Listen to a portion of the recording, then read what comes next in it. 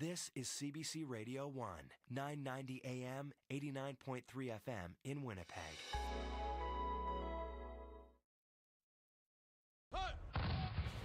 On the 11th hour of the 11th day of the 11th month, Canadians pause to reflect and remember, honoring those who have served and remembering those we have lost. On November 11th, live from the National War Memorial in Ottawa, join CBC News for special coverage of the Remembrance Day ceremony on radio, TV, CBC News Network, and on CBC Gem, CBC Explore, and local streaming channels. You know the feeling of finding a really good podcast? Or the feeling of someone always being there, like your favorite radio show? Stream CBC Podcasts, CBC Music, and CBC Radio anytime, anywhere. Download the CBC Listen app for free. This is CBC News. At 12 o'clock, we're at 4 degrees with mainly cloudy skies over downtown Winnipeg. Good afternoon, I'm Matt Humphrey. Mounties have identified the remains of an infant found on a property off Highway 6 in the RM of Grahamdale in June. Police say Xavier Skylyn Butler would have been between 1 and 2 years old when she died. She was found in a barn on the property. Her death is being investigated as homicide. Police would like to see photos of the little girl taken after March of 2022. They're asking anyone with photos or information to give them a call. Cancer Care Manitoba has started looking for a new president and CEO. Dr. Sri Navaratnam has led the organization since 2014, and her contract is about to end in 2025. Navaratnam says she's proud of the capital projects that have been started and the advancements in cancer treatment. Recently, Doctors Manitoba criticized her leadership style, however. A letter this past September outlined concerns about physician burnout and distress, it says, caused retainment and recruitment challenges. Navaratnam says she took the criticism seriously. We all have to reflect and to think about whether we could have done it differently, which I definitely did, not just because of the Doctors Manitoba letter, even every step of the way. When there is some comments comes, I sit down and reflect about it. Navaratnam says medical staff cannot do their best for their patients if they're unhappy. She says her leaving at the end of the next year always was the plan after she extended her contract in 2023. Selkirk Mounties are looking for a missing 32-year-old woman. Patrick Awa was last seen, a 32-year-old man. Patrick Awa was last seen on Manitoba Avenue in Selkirk. Police are concerned about his safety and well-being. Again, he's a man. Was described as 5'7" with black and blonde hair. He was last seen wearing a green long-sleeve shirt, beige track pants, and they had a green stripe on them. The track pants did. Police say it's possible he is in Winnipeg. Police have arrested a Winnipeg man and issued a warrant for another suspect in connection with a recent shooting in British Columbia. Its target was the home of a Punjabi singing star, AP Dillon. Evan Dyer has your details. AP Dillon immigrated to Canada in 2015 as an unknown musician, but has since become a major recording artist both in India and throughout the Punjabi diaspora. Last September, someone posted a video of himself firing 14 shots into a house in Colwood, BC. The RCMP has charged Abjit Kingra of Winnipeg in the case and issued a warrant for another man believed to have fled Canada. The shooting is believed to involve the Bishnoi gang, linked to murders in Canada allegedly on the orders of Indian diplomats. But the Dillon case may not be about politics, but rather appears to be linked to a dispute over the poaching of an antelope by famous Bollywood actor Salman Khan. The black buck antelope is considered sacred by the Bishnoi tribe, to which gang leader Lawrence Bishnoi belongs, and the Bishnois had threatened Dillon for appearing alongside Khan in a music video. Evan Dyer, CBC News, Ottawa.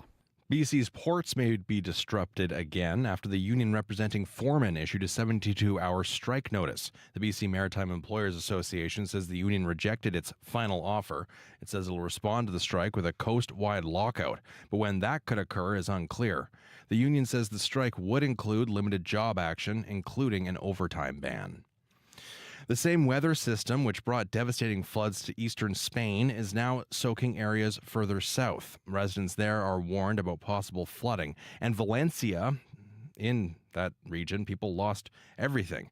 and say the warning came too late. Megan Williams explains.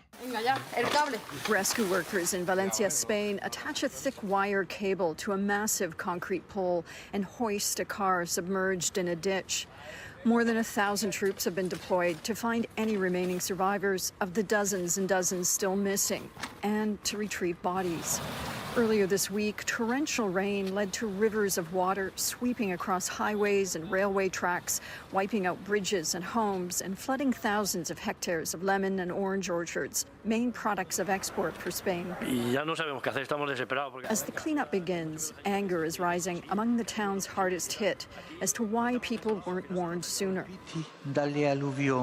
Meanwhile, in St. Peter's Square, the Pope said he held close the people of Spain, coping with Europe's latest climate change-triggered catastrophe. Megan Williams, CBC News, Rome. And finally, if you've been a bit tired this week, you'll be glad to know you can get an extra hour of sleep this weekend. Daylight saving time is about to end as we switch back to standard time.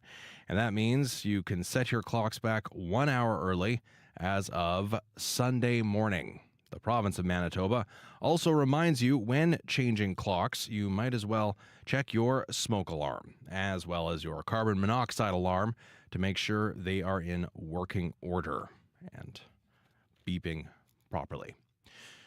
For news anytime, you can head to our website, cbc.ca/Manitoba, or you can use the CBC News app. Taking a look at the forecast in Winnipeg, mainly cloudy today with a high around +7 degrees. In Brandon, you're seeing a high of 8, mainly cloudy in the Wheat City today. Dauphin, mainly cloudy, a high around 6 degrees. Flin Flon, a high of 8 and mainly cloudy. Thompson, mainly cloudy, a high around -2. And in Churchill, light snow at times with a low around -6 degrees. Right now, you're listening to CBC Radio 1, 990 AM, 89.3 FM.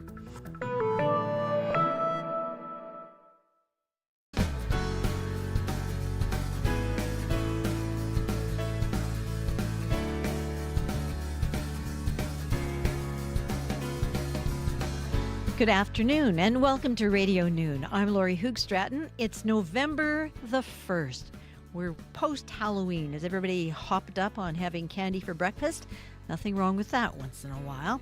Coming up on the show today in our call-in section, it's Dave Hansen from Sage Garden Greenhouses. He will have the answers to all your questions about how to prep your plants and shrubs for the winter. That's coming up after the 12:30 news. It was kind of an up and down summer, so give us a call, 204-780-0893. And farmers are reporting high levels of stress and depression. We'll hear about the Farmers Wellness Program. But first up, there's been a big jump in the number of families needing help from Steinbach Soup Kitchen. That story in just a minute.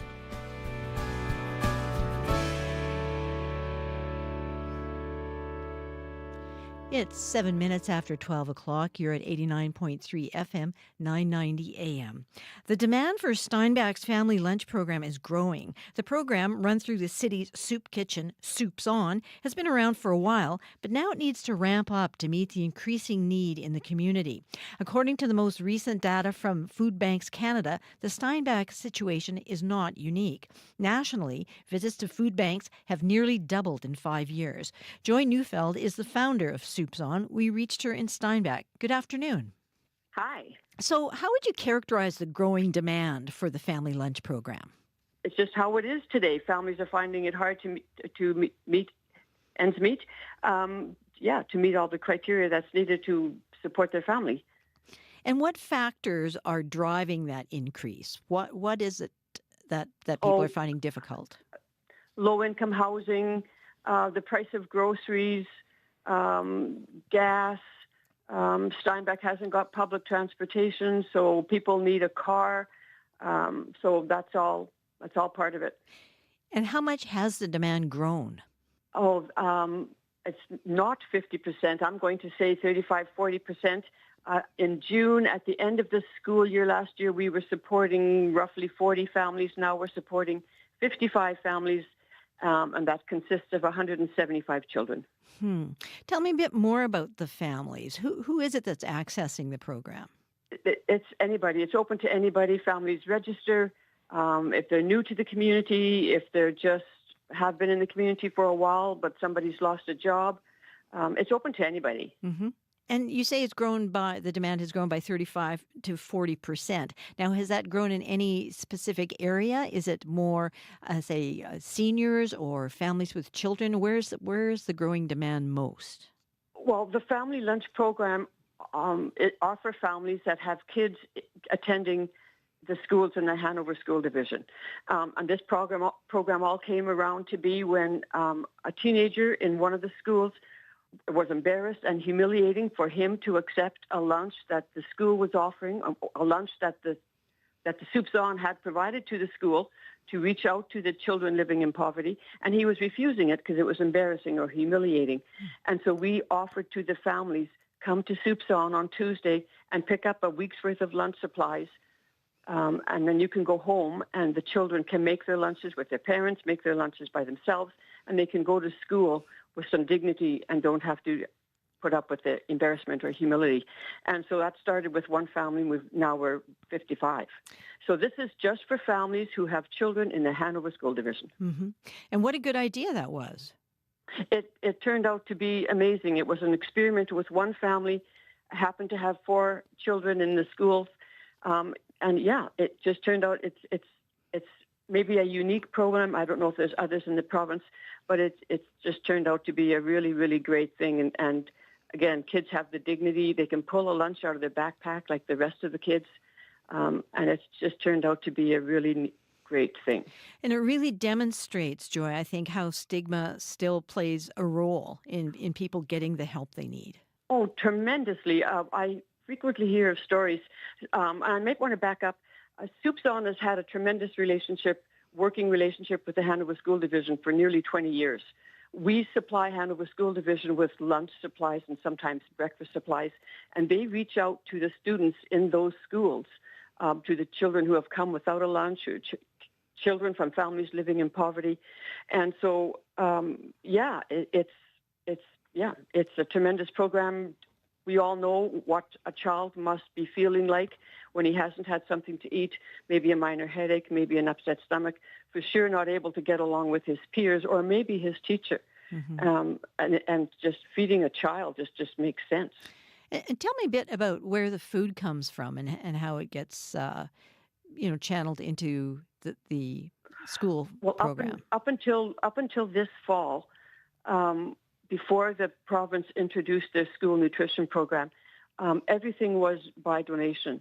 Local businesses, families, individuals, churches would reach out and give us donations. The entire program was run by private and public donations, nothing from the government. And this fall, when the province introduced a school nutrition program, Hanover School Division was able to give us some of what they've been given to run the program for them. And it's just turned out to be a win-win situation for everybody. A wonderful kind of co-production between your organization and the Hanover School Division. But tell me a bit, I think you still rely on volunteers quite a bit. The program depends greatly on volunteers. We start putting some lunch supplies together, like the fruit and some dairy products, on a Friday afternoon. We need 8 volunteers for that. We need another 25 on a Monday morning to put the last of the supplies together. It's a great program between Hanover School Division and Soups On. We're reaching out to the kids and helping to support a lot of children. Well, this is kind of a broad question, but while I've got you here, what's needed short-term and long-term to make your Soups On successful? We are I am very pleased and honored to say that we are supported so much by the community. We have volunteers, with the school nutrition program that the province has put out. Right now, financially, we're okay. But I'll be shouting from the rooftops if that ever comes, that we need some funds. Mm-hmm. So we are good. We're good. Well, Joy, thank you very much for telling us about the very innovative work that you and your community does. Thanks for being on Radio Noon. You're welcome. Bye-bye. Bye. Joy Neufeld is the founder of Soups On. Your neighborhood, your community, your country, your world, your news that matters, news that belongs to you. Your world tonight, every night 7 days a week on CBC Radio 1. On demand on the CBC Listen app and everywhere you get your podcasts. You're listening to Radio Noon. It's 14 minutes after 12 o'clock. Coming up in the call-in portion of the program, one last kick at the watering can before you trade in your garden hoe for ho, ho, ho. Uber gardener Dave Hansen of Sage Garden Greenhouses will be here to answer your questions about bedding down the flower beds and prepping for spring. We will welcome your questions, your comments, and your hot tips, and bragging is also encouraged. Give us a call, 204-780-0896 after the 12:30 news. And taking a look at Riley Lachuk's forecast, he'll be in later to give us the details, but cloudy and a bit dreary today. Tomorrow is sunnier and warmer. And don't forget about the time change Riley mentions, as Matt did as well, Saturday into Sunday morning. Get another hour to stay in bed on the weekend if you wish. So Saturday, mainly sunny in the Winnipeg area and highs of 8. On Sunday, up to 9, still staying pretty nice. All the daytime temperatures during the week seem to be above zero, at least in the Winnipeg region. And some temperatures for you at this hour. In Brandon, it's 1 degree. Churchill is cooler at -7. In Dauphin, it's 5 degrees. Gimli reporting 4. In the Paw, it's 1. Thompson, 6 degrees. And in Winnipeg at this hour, it's 4, mostly cloudy, with the winds out of the south at 17.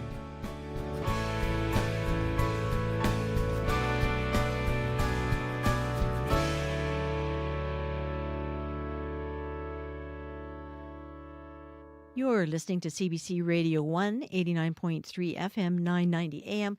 I'm Laura Hugh-Stratton. Agriculture is a demanding profession, and this year has been no different. Erratic weather conditions, uncertain markets, and a shrinking labor force took a daily toll on producers. A Mental Health Commission of Canada survey reflects those challenges. The 2021 survey says more than half of Canada's farmers report anxiety, 45% are stressed, and 35% suffer from depression. The Farmers Wellness Program helps people in the ag industry cope by providing counseling and other mental health services. Jerry Friesen is the Wellness Program's CEO. Hello. Hi, Lori. So tell me, how did you get involved with the Farmers Wellness Program?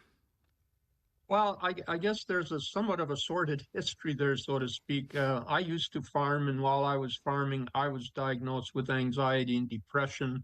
And of course, that began a journey of recovery at the time. And then ultimately, I got involved with the Manitoba Farm and Rural Stress Line, where I say, the discovery part of my journey began. I really got to understand mental illness, particularly as it pertained to myself. And through that, I really gained a passion for mental wellness, particularly in agriculture.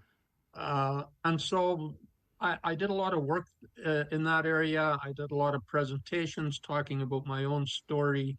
And ultimately, a few years ago, I got a phone call asking whether I would be involved in setting up a farmer wellness program in Manitoba. And of course, I jumped at the opportunity, and we had some people involved. And I guess, as they say, the rest is history. We were able to structure a program that has really been beneficial for the agricultural community in Manitoba. Can you tell me a bit more about your own personal struggles? Yeah, and I guess ultimately I found out that perhaps my journey or some of my mental health issues probably began when I was a teenager. But while I was farming, we were in the hog industry, and of course, as we know, those prices can be fairly volatile. We hit a real roadblock in 1998 with a price crash and never seemed to recover from that. And so ongoing financial stress just kind of pushed me towards the abyss, where I was experiencing particularly anxiety. And when I went to see a doctor about what I thought was probably a heart issue, it turned out to be anxiety. And he said if it hadn't already, it would lead to depression, which it obviously had. I started on medication at the time, really not realizing the implications of that. And through the course of a few years, that didn't really work out. I tried talk therapy. But like I said before, really when I got involved with the farm line, got some intensive counseling training, is where I began to understand what I was experiencing.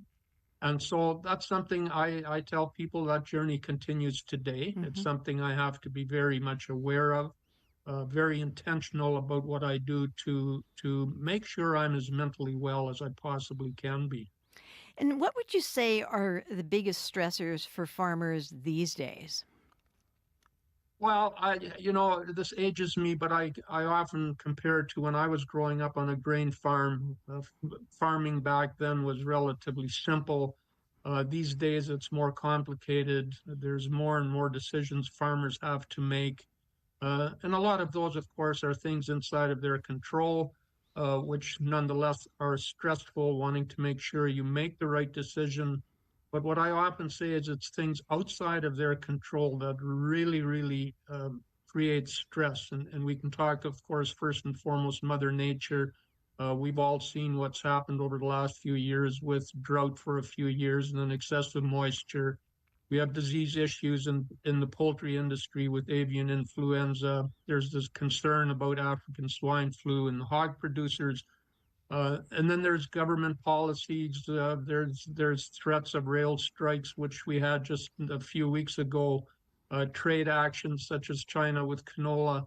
All of these things are outside of the control of the farmer, and it's stressful when we're dealing with a situation, being concerned about our own livelihood and not being able to control those events. And what would you say are the barriers to farmers getting help? Do they come from within or do they come from without? Well, I suppose probably both. Number one is, of course, farmers have been always known as a resilient, proud bunch. It's difficult, and I found it difficult to reach out for help. I've since learned that reaching out for help and talking about it has been profoundly beneficial for me. But we also have to understand that there's still a stigma, and the farming community is small. We're 2% of the population at best. And so we're out there, everybody knows everybody, and we're concerned if someone would find out that we had actually looked for help. And so we're trying very desperately hard to build awareness of the program and make sure that we reduce that stigma. Because again, I often compare mental illness to physical illnesses, is that when we break a leg or we get COVID, for example, we seek medical advice, and we need to learn to do the same thing when we're mentally not well. And has the uptake of people getting in touch with the Farmers Wellness Program, has that been increasing? Yeah, very much so, Lori. We don't give specific numbers due to the confidentiality piece, but what I can tell you is in the second year, we doubled the numbers, and this year, our third year, 6 months in, we had already surpassed what we had last year. So yes, the uptake is increasing, which is good news because that means that people are feeling more comfortable with reaching out. I know you spoke broadly of all the many things that impinge on someone's mental health as someone in the agricultural community, but is there one particular thread that you're hearing more often from farmers recently? You know what? I don't think so, Lori. I think it's as broad as I just said, and I think that's something all of us as individuals have to learn, is that yes, I'm not alone. There's others facing challenges. Their challenges may be somewhat different, but at the end of the day, they're challenges nonetheless, and it's something that we can seek help for. Well, and just to sort of sum up, what would be your message for someone hesitating about whether they should get some help? Yeah, I've got 3 points that I use. Number one is you are not alone. Number two is it's more than okay to reach out for help. And number three is that there is hope and there is relief. Well, let's end on that hopeful note. Thank you very much for being with us, Jerry. Thanks for having me, Lori. Bye-bye.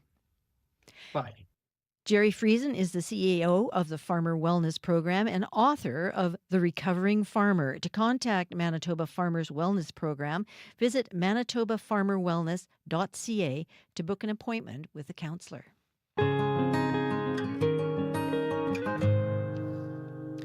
It's just coming up to 24 minutes after 12 o'clock.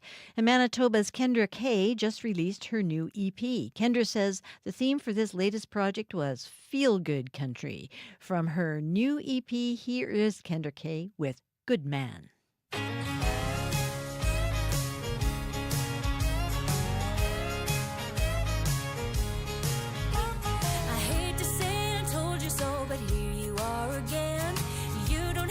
Tell me I know how the story ends. He's a loser and a liar. Got another on the other side of town. You're pretty as a picture. You're 11 out of 10. I gotta say it's quite a shame to see you settle in. For the ones that always disappoint, the boys that never seem to stick around.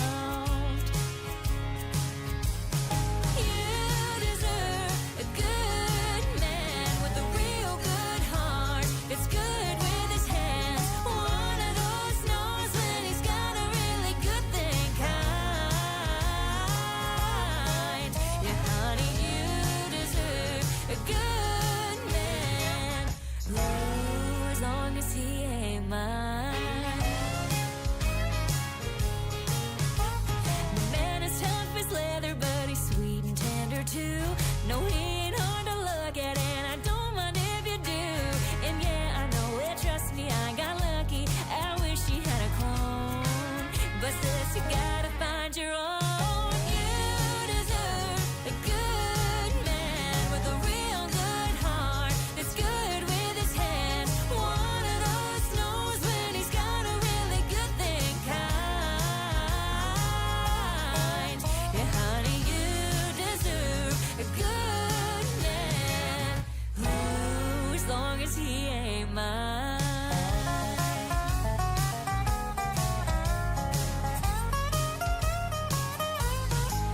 And I don't think I'll have to keep an eye on you, but I'll try to keep an eye out for you. 'Cause you deserve a good man with a real good heart that's good with his hands. One of those knows when he's got a really good thing kind.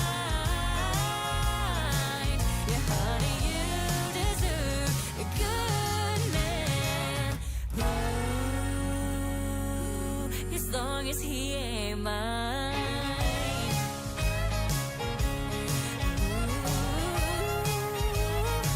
Ooh, no, you can't have mine.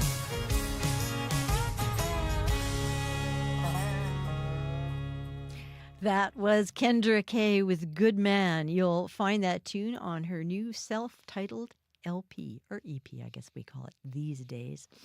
You're listening to CBC Radio Noon. Well, the bats and the pumpkins are done for another season, but there's still time to ponder your fangs and how those Halloween treats might affect them.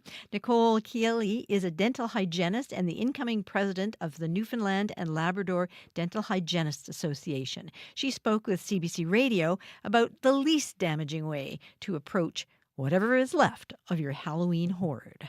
So the ones that we should avoid are the real sticky ones, the sour ones, the ones that get trapped on the biting parts of our teeth, like the caramels, those things, anything that's really sticky and tenacious.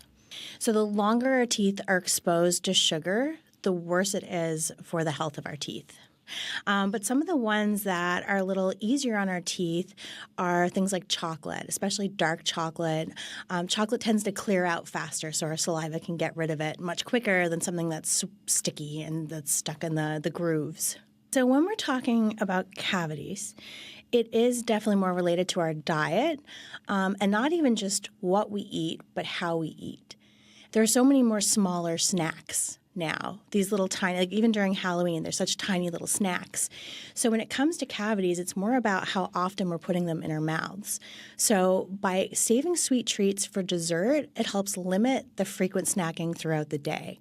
And when we eat it with our meals, then our saliva gets a chance to buffer and become more neutral. Because every time we eat or drink something that's basically not water, anything that has sugar or carbohydrates, the cavity-causing bacteria that live in our mouth produce acid and expose our teeth to acid.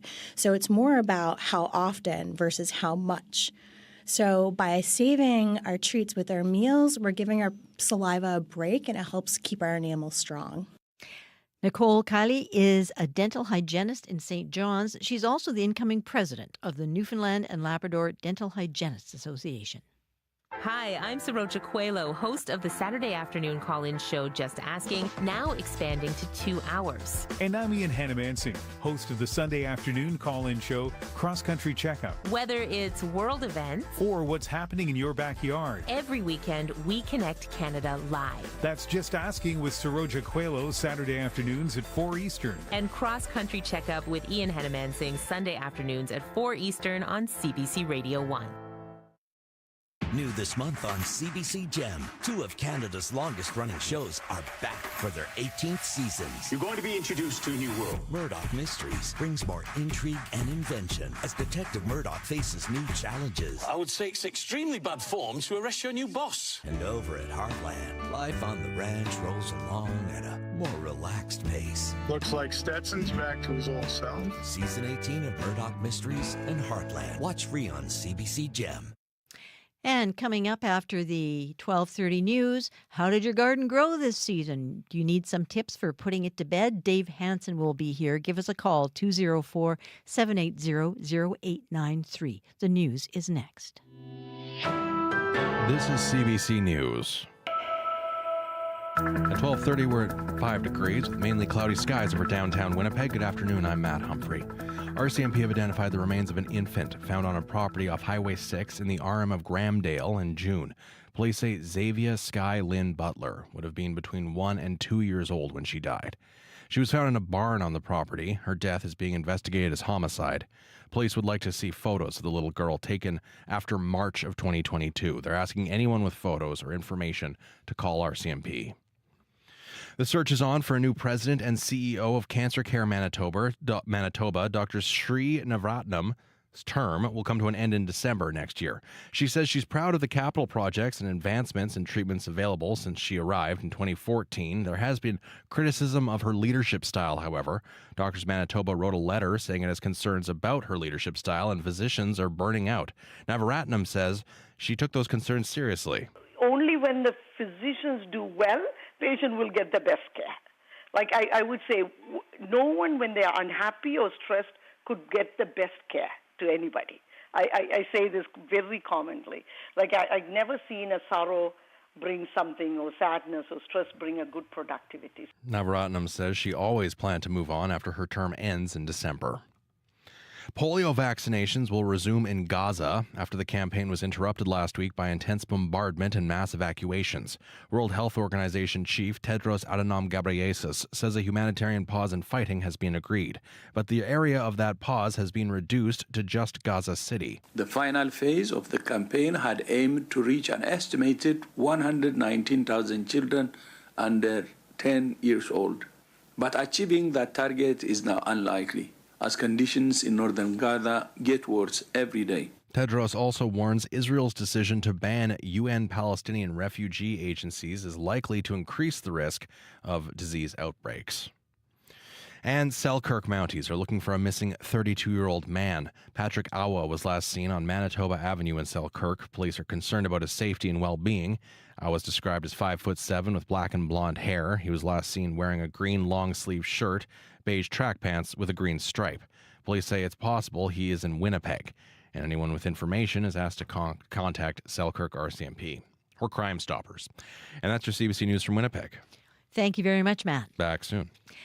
That's Matt Humphrey with the CBC News, and I'm joined in studio by Riley Lachek. Hi, Riley. Good afternoon. On, I think, a weekend that a lot of Manitobans maybe look forward to. We're past that Halloween. We'll have the sugar high through the weekend. Yeah. But it's also the time change weekend. Fall back into bed. Fall back, yes. Yeah. Those that enjoy sleeping in on Sunday mornings probably will appreciate the weekend. Unless you have kids. So when does it go? So Saturday night when you go to bed, you do the clock thing? Yes. You have to wake up at 2 in the morning. Oh. And then put your clock back to 1. Yeah, that's what I do. Okay. Oh, yeah. Every time. Just checking. That's the proper procedure for that. But before you go to bed Sunday, I mean, anyone with a cell phone knows, any electronics know that most of those change on their own now. But Sunday at 2 o'clock in the morning, we switch back to 1 for the winter, which, I mean, the downside to that is we go back to sunsets around 5 p.m. In the coming weeks, we'll be closer to 4:30 by the time we hit December. So that's kind of dim for the afternoon. Yeah, I know. Yeah. but late in the morning. Yeah, those that are early risers will probably appreciate some sun in the morning too. Yeah. So there's trade-offs. There's pros and cons to this whole concept. 6 degrees in Winnipeg right now. 7s in Brandon and Portage. Dauphin's at 6 at the moment. -5 in Thompson. We are seeing a little bit of cloud through southern Manitoba building in as we get through the afternoon hours here. A little bit of clearing, though, already back to the west. So we are looking at a mainly cloudy afternoon.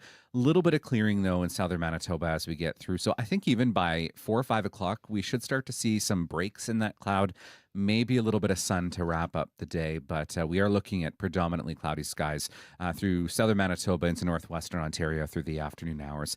Little bit of instability into far northern Manitoba. Through to Dooley Lake, through the Churchill region, we are looking at a little bit of light snow, nothing accumulating, but a few flurries along the Hudson Bay coast through the afternoon into the evening. Saturday, mainly sunny, a mix of sun and clouds through most of Manitoba. I'm calling it a mainly sunny sky to start in Manitoba. And then we start to see a bit of cloud building in as we get into Sunday again, this ahead of our next weather maker, which is looking like it will bring some showers to southern Manitoba through the day Sunday into Monday. So we're looking at, I'm saying in general, 5 to 10 millimeters through the Red River Valley.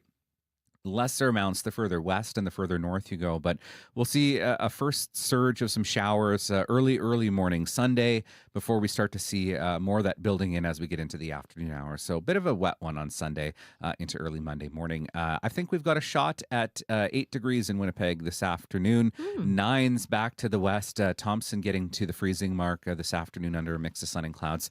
Your weekend looks like this: 8 for Saturday, 9 for Sunday, 6 for Monday, and back toward more seasonal conditions by mid next week again.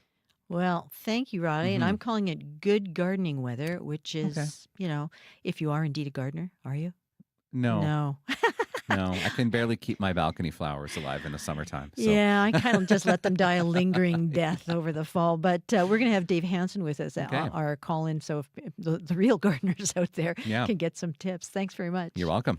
That's Riley Lachuk. You can hear him later this afternoon on Up to Speed. And, of course, you can see him on TV on CBC News. You're listening to Radio Noon. It's just coming up to 24 minutes before 1 o'clock. As I was saying to Riley, goodbye garden season. It's been a good time and a long time this year. The fall has been extended and gentle, just right for getting things sorted out for next year. And our garden hero, Dave Hansen of Sage Garden Nurseries, is here to help, celebrate, and sympathize. So on the call-in right now, your questions, comments, and helpful hints as you tuck your perennials into their beds. Dave is good for all of that. Whether you're raking or not, could be the question. And snuggling your delicate plants under the covers, give us a call and let's hear what grew like crazy in your garden this summer or didn't show up at all. Was your garden too wet, too dry? What questions does that raise for you now? Give Dave a call, 204-780-0893. Or you can text us, 204-588-7355. And I welcome Dave Hansen to Radio Noon. Hi, Dave. Hey, Lori. It's great to join you. It's been a while. It's been a while. Nice to see you, Zoomily. Absolutely. So I'm going to start off by asking you a question. So as I mentioned, we've been spoiled with a pretty long, warm fall season. So how do we transition from possibly those delusional ideas of summer into prepping our yards and plants for the winter? Yes. We think alike here because I know it's easy to be deluded and to consider that winter is actually not going to happen this year for some weird reason. But in fact, we're just on the cusp of that. And when we have such an unusually long and lingering fall above seasonal temperatures that extend into November, the downside to that could be a very rapid changeover to winter conditions. We want to think about taking advantage of the bursts of warm weather that we still have right now and trying to get a few more chores done while it's still comfortable on our fingers. Mhm. And there's lots you can do or choose not to do. And there's also not a linear answer to this, because some people are fastidious garden tidiers. Other people are in the habit of leaving many of the chores until springtime. So I'll try to navigate both of those sides of the equation, because there's not really a right or wrong answer per se, but there are some guidance that we can offer around this. Well, and you can give customized advice. You've had a bit of experience in doing this. And we do have callers on the line already, and we hope to get many more. Give us a call and have a word with Dave Hansen and myself at 204-780-0893.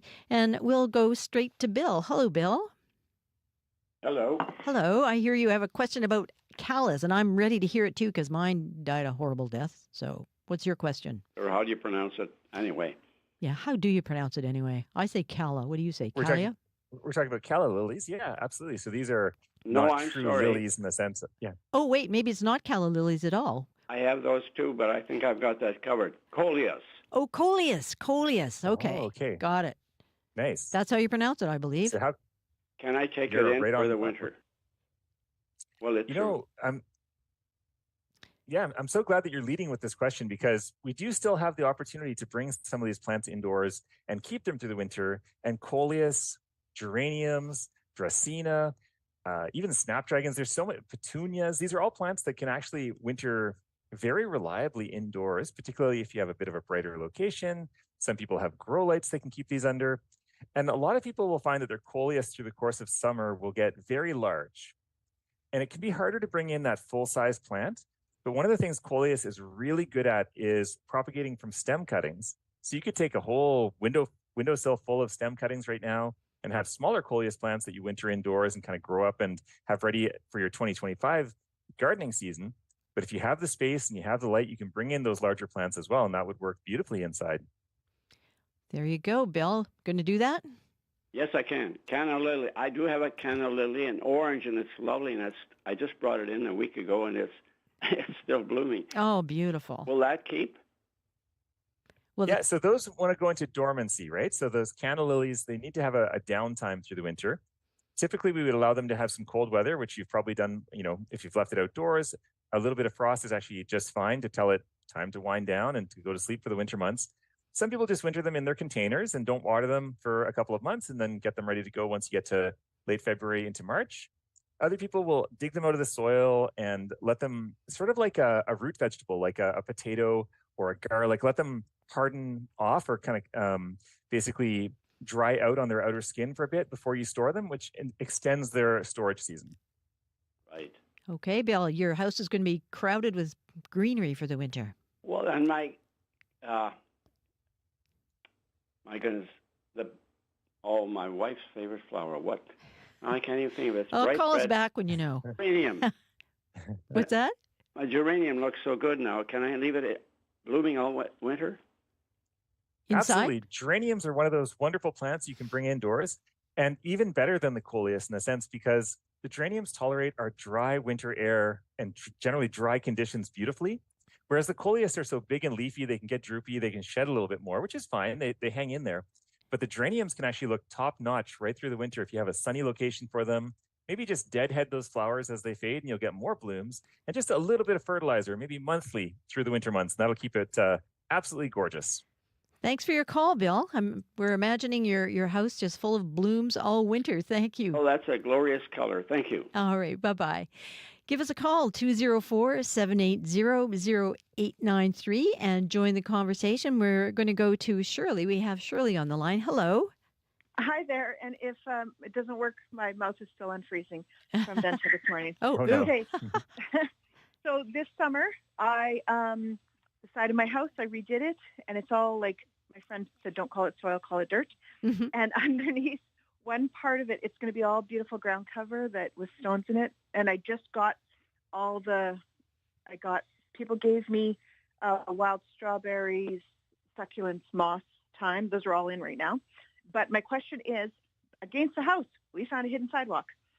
So there's only, I'd say, not almost quite an inch on top of it of dirt right now. Mm-hmm. And what I want to know is, like, what kind of, like, native ground cover can I put there? It's probably not going to be walked on, or if it will, I've got lots of stones still, because there's only like an inch. And yeah. I know. Well, you're going for the challenging question here because, a couple of aspects to it. So first of all, just tucked up alongside the house. I mean, it's a very dry location. Sometimes can be a little bit shadier. And when we're working in a situation where there's really only about an inch of soil available to allow the plants to establish a root system, it is going to focus us in quite a bit, especially if we're looking at native plants. You have mentioned the wild strawberries already, which are so good even in partial shade, and they can thrive in that shallow soil situation. There are creeping yarrow plants. That's another, the creeping ones aren't necessarily native, but there are cultivars that are totally ground cover style yarrows. There's veronicas. I wanted to ask though, how sunny would you say it is underneath this alongside the house section where you're going to plant? 1,000% sunny. There is a parking lot. 1,000%. 1,000% sunny. It's going to get so much sun. Great. Yeah. That's sunny. Okay, so that opens up your possibilities quite a bit. As long as you can manage to keep it well irrigated, you might have to set up something like maybe like a drip, like a soaker hose alongside the area where there's the concrete underneath, just to make sure when these plants are establishing or when they're coming into their glory next spring and summer, that they're going to have some moisture, because it will be very prone to drying out, particularly since it's sunny, which gives you lots of options for plant material. But we want to make sure those roots get as established as possible. So thyme, creeping yarrows, veronica, the creeping styles, Lystomachia, there's beautiful creeping varieties, and the wild strawberries. There's going to be things like hens and chicks. There's actually hardy cactus that you could grow in this type of situation. So you'll have lots of fun with the landscape opportunities there, but just make sure you have a plan for watering. How's that, Shirley? No, that's fantastic. Great. Finally got done about a week and a half ago, so I threw those plants I had in the yard, but the rest will have to come in the spring. Oh, perfect. And enjoy having your freezing come out. Nice of you to call. Okay, bye-bye. All right, Yeah, bye-bye. absolutely. You sounded perfect. I was just going to quickly mention, Sure. Lori, when it comes to planting this late in the season, people are sometimes nervous, but it's absolutely been a gorgeous fall for planting. The ground is full of warmth. A few little landscaping projects to get done. It's not too late. Oh, good news. Good news. And we have people on the line, but join our conversation, 204-780-0893. Let's talk to Trish. Hi, Trish. Hi. My issue is my berries. I have a huge amount of raspberries. I have a cherry tree. I have Saskatoons. And they have been very badly infested with those little worms, so I basically haven't been able to eat my fruit this year, and it's been an issue in the past. Before it was just the raspberries, but now it's the cherries and the Saskatoons also. So I was wondering, do I have to get rid of all my raspberries, or what could I be doing? Yeah, this is actually has become a more common question as time has gone on, and I think partly because we've had some warmer seasons lately, both winter-wise and also these extended falls, which allows this particular kind of fruit fly, which it was imported into North America a number of years ago, but not that long ago. I can't remember the exact date, but it was within the last 15 years or so, and it came into North America in a much more southerly part of the United States, but has made its way up north. And these little fruit flies are surviving really well as far north as Manitoba for sure. And they traditionally were implicated in especially the raspberry patches, but also they affect strawberries and cherries, as you mentioned, Saskatoons. And what's difficult about this is that there's not really a lot of controls you can do. It's really all about good plant hygiene, trying to manage fallen leaf debris, trying to notice that these little worms are present and remove those fruits and discard them, not in the compost, but unfortunately into municipal landfill or into some kind of a commercial composting facility, which would, through heat, take care of those.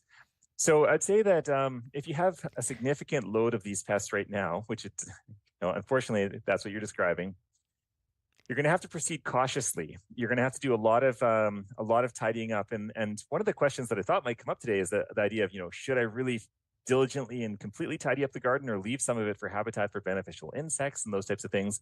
In the scenario where you have a known pest problem and it's going to be harbored in leaf debris that falls and also fruits that might fall to the ground, I think you have to do as thorough a cleanup job as you can. Maybe see how it goes next year. But if it's a persistent issue, it might depend a little bit on how our winter goes, but if you have persistence with this, you might have to remove, for example, the raspberries would be the easier thing, reduce the host habitat for this. Oh, thanks very much, Trish. And it looks like you're going to be out on this beautiful weekend clearing things up. Let's go to Diane. It's written on the screen here. She has a bleeding heart question. I hope this isn't about politics, Diane. No, it's not about politics. Okay. No, I have a bleeding heart plant, which has become too large for the space, and I'm just wondering how to divide it and when, and any tips on transport. All right. Yeah. Well, thanks for your question. I really appreciate that. So bleeding hearts are a wonderful perennial for shade. For anyone who's looking for a substantial shade perennial, they come in a great selection of different styles in terms of leaf color and even the flower styles, and they can become quite large in the garden. So if you're wanting to divide this plant, probably the best time to do it at this point, I would think, would be in the spring. The main reason I say that is that it is getting a little bit late for this to reestablish. I mean, it's not too late per se. If you really wanted to get it done now, there is, as I mentioned earlier, there is all that warmth in the ground. What can you, like, the bleeding hearts really die back significantly is what I'm really thinking about in the back of my mind. What can you see on your plant right now? Is it actually in leaf, or is it just died down to the base? It's all died back. So what I think will be easier for you in the springtime is just that you'll be able to see more where all the little root crowns are emerging, and there's more obvious division points that you can just get in there and divide it up. And you'd be doing this early in the spring before the plant has become significant and in terms of the upper growth. So that's going to be definitely sometime in May. By the time we get into June, this plant is going to be coming into its glory. So mark that on your calendar. As soon as you start to see the bleeding heart emerging and the ground has a little bit of warmth to it, you can get in there carefully with a spade, and you can divide it where the natural division points are. If it's really too big to just kind of like get in there and kind of divide up, you could take a larger garden implement, dig the whole root ball up and sort of lay it on its side, and then you can just carefully separate the different pieces, which will be more obvious because you can see more of the root system at that point. Well, there's a few options for you. Work now or have something to look forward to in the spring. We're going to go to Brad for his comments. And if you want to try and squeeze in a call, give us a call, 204-780-0893. We've got a few minutes left and we have callers on the line, but we always have room for more, we hope. Hello, Brad. Hi. My question, I've got two plants. I brought them in. I want to try to keep them over the winter. It's plumeria, the flowers like from Hawaii that they make the leis out of. Oh, yeah. Mm-hmm. And I brought them in, and I wanted to know, like, I've got Miracle Grow tropical stuff, and I was wondering, I bought a little greenhouse, the 3-tier greenhouse, and I bought the plant lights. Now, would that work, trying to keep it over the winter? So plumerias are fantastic indoor plants that can actually become really large. We've occasionally at the greenhouse had people ask us to readopt them because they've gotten so big, like maybe 5 or 6 feet tall, just starting from like, a 6-inch pot. So absolutely, in the long run, this can be a wonderful long-term indoor plant that's just going to get better and better in terms of the number of blooms you experience every year. There's 2 ways you can go with plumerias. You can keep them actively growing in the winter months if you have a warm, cozy, well-lit location, including in that greenhouse you described with grow lights. That would be perfect. That would be like the most delectable spot for a plumeria through the winter because you're mimicking a lot of what it really experiences in its natural habitats, the humidity, the warmth, and the brightness. If you wanted to relax a little bit more and have it grow a little bit more slowly, you could also put it into semi-dormancy, which just involves watering it less. It's going to lose perhaps all of its leaves except for just a very top bud that you would see at the tip of the plant. And that can just kind of hang out for even a couple of months with very minimal watering. I would probably keep it somewhere there is light so that it's ready to start growing when it feels that spring is in the air. But those are the 2 directions you can go with the plumeria. But it sounds like you'd be excited to have this grow faster and more beautifully by keeping it under the lights, under that beautiful humidity enclosure. So let's go with that direction. How's that for you, Brad? Thank you. All right. Thank you very much for calling. We have Marjorie on the line. Hi, Marjorie. Hi. I know you covered geraniums, but I brought them in, and they were from cuttings, and there are about 7 of them. Anyway, do you water them at all during the winter? Yeah, so if you have geraniums that you've brought indoors and they're potted and you want to keep them looking lively through the winter months, enjoy those blooms that could be on the windowsill or under grow lights, then you would water them probably about once every 7 to 10 days. So they have fairly minimal requirements compared to certain types of indoor plants.